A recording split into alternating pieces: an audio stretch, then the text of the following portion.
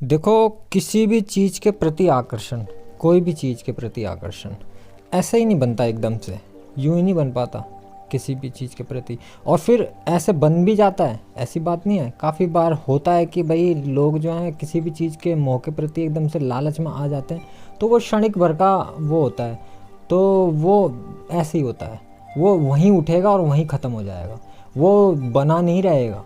समझ रहे हो? जैसे कि आपने मुझे बताया था कि ये कितनी पुरानी बात थी, लेकिन इतनी पुरानी बात होने के बावजूद भी और फिर वो चीज़ मस्तिष्क में बनी रही, यानी निकल नहीं गई, मस्तिष्क में बनी रही। जैसे कि काफ़ी बार ये होता है कि कोई इंसान है, कोई इंसान जा रहा है, पैसे वाला इंसान है, अमीर इंसान है, उसके पास में एक समझ लो एसयूवी, जो आजकल जो रेंज रोवर समझ लो कि रेंज रोवर की तरह एक गाड़ी है उसके पास में, मगर उसने वहाँ से देखा उससे भी तगड़ी एक हैमर को आते हुए, मगर उसके पास में, उस आदमी के पास में इतना सामर्थ्य है कि वो हैमर भी खरीद सकता है, गाड़ी है ना, थोड़ी महंगी। तो वो क्या करेगा, वो उसके प्रति आकर्षित हो जाएगा। ठीक है, फिर उसके बाद में उसको किसी का फ़ोन आया कि वो फ़ोन पे वहाँ वो टेंशन में पड़ा कि वो हैमर का विचार निकल गया मन से। ठीक है, फिर वो हैमर का विचार दोबारा उत्पन्न नहीं होगा तो बहुत समय बाद उत्पन्न हो सकता है, लेकिन अगर हैमर से भी अच्छी कोई गाड़ी आ जाएगी, यानी कि उससे भी डैशिंग सी गाड़ी लग गई उसको कोई, तो फिर वो उसके प्रति सोचने लग जाएगा, हैमर को भूल जाएगा, है ना। तो ये बदलता चला जाएगा। तो वो कैसे कह सकते हैं कि वो उसका विचार है, वो तो बदले जा रहा है विचार, है ना। लेकिन आपका विचार हमेशा से बना रहा, वही बना रहा। ठीक है, वो मिटा ही नहीं कभी, वो था जैसा वैसा का वैसा ही बना रहा। तो किसी चीज़ के भी प्रति आकर्षण ऐसे नहीं बन जाता, इसके तार बड़े लंबे तगड़े जुड़े हुए होते हैं उस चीज़ के प्रति।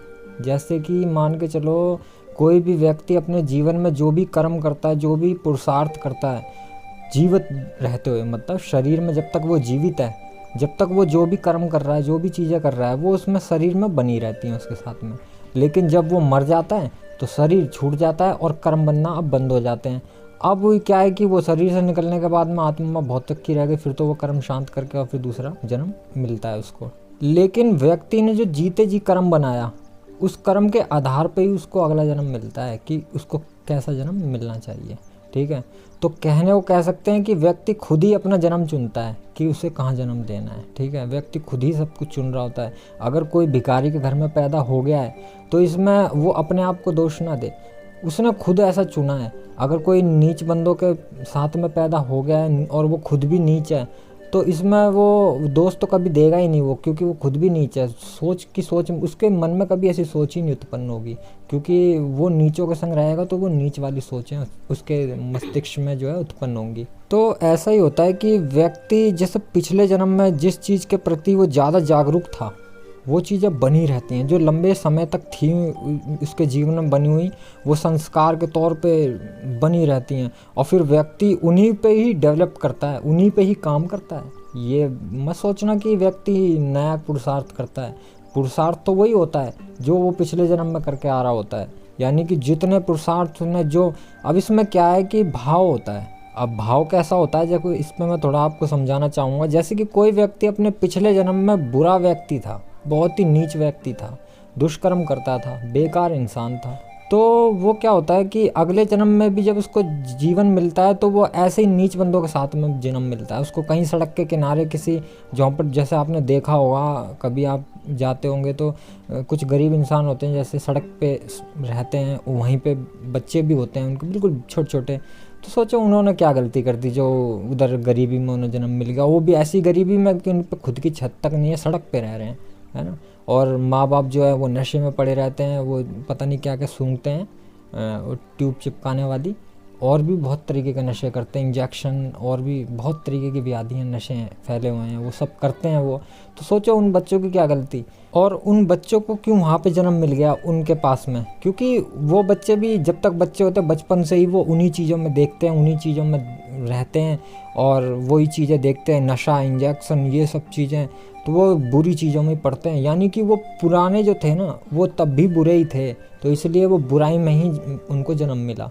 ठीक है, तो सब कुछ उन्होंने खुद ही स्वयं चुना है, इसमें कोई और नहीं होता चुनने वाला, खुद ही होता है व्यक्ति अपने आप को, जीवन में जो भी कुछ हो रहा है उस सब का चुनने वाला। तो ऐसे ही जैसे कि आपके जो भी जीवन है, आप योग के प्रति बहुत ही तीव्र हो और जागरूक हो, तो ऐसे ही जैसे आपने मुझे बताया, तो ये जो आपकी ये योग वाली जो बात है, ये कोई ऐसी छोटी मोटी नहीं है, ये भी आपके पूर्व जन्म से ही संबंध रखती है। और यही कारण है कि इस जन्म में भी आप यही पुरुषार्थ कर रहे हो, है ना, कर रहे हो कि नहीं कर रहे हो। और वो भी पुरुषार्थ ऐसा कर रहे हो कि आप अपना पूरी जी जान लगा के पुरुषार्थ कर रहे हो। और सिर्फ पुरुषार्थ शरीर पे ही नहीं कर रहे हो, पुरुषार्थ शरीर से परे भी पहुंचने का कर रहे हो। तो ये जो भी कुछ है, इसका भी संबंध आपके पूर्व जन्म से ही है, क्योंकि पूर्व जन्म में भी आपने इसी चीज़ का पुरुषार्थ किया है। और यही कारण है कि वो जो भी स्मृतियाँ थी, संस्कार बनाए आपने, वो सारे इस जन्म में भी आपको ग्रहण हुए हैं और उन्हीं के ऊपर आप काम कर रहे हो।